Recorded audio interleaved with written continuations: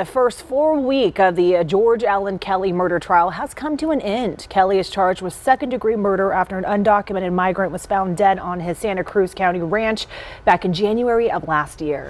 Our chief investigative reporter, Cora Nylander, has been covering this story from the very beginning and was in the courtroom all this week. He joins us now live outside of the Santa Cruz County Courthouse in Nogales with what happened in court today. Chorus.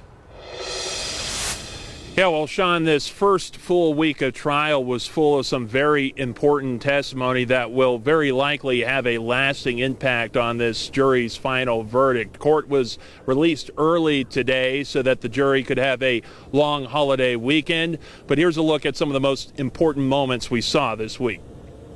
Mr. Kelly, what were your thoughts on the ballistics testimony today? I thought everything went well. Yeah, I do.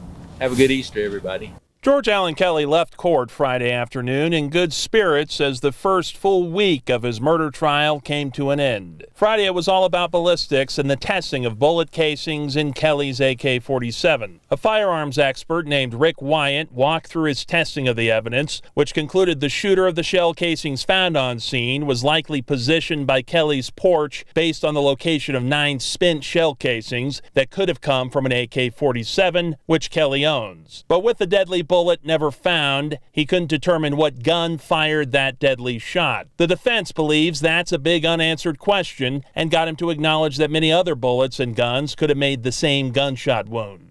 You described the AK that you examined as a common type of rifle, right? Yes, to my knowledge, it's the most common rifle in the world. The week started with testimony from the Border Patrol ranch liaison, the first person Kelly called when he reported shots being fired January 30th last year, and called again later that evening after discovering a body. This is Allen Kelly. You need to call me immediately. This is serious. Call me immediately. I can't say more over the phone.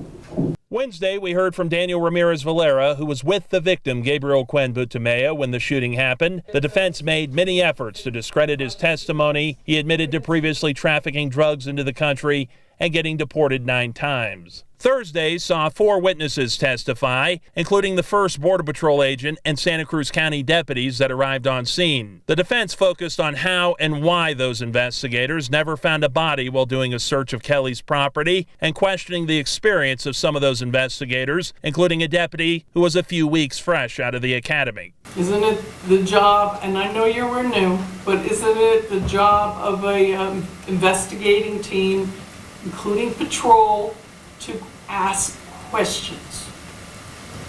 Yes. And court will resume, and we'll start hearing more testimony starting on Tuesday at 8:30. This is expected again to be a long trial, about 3 weeks long, and the court was given an update that everything is moving on that schedule at this point. We'll continue to update you as this trial moves forward. We're live tonight from Nogales. Cora Nylander, News 4 Tucson. It was quite a week.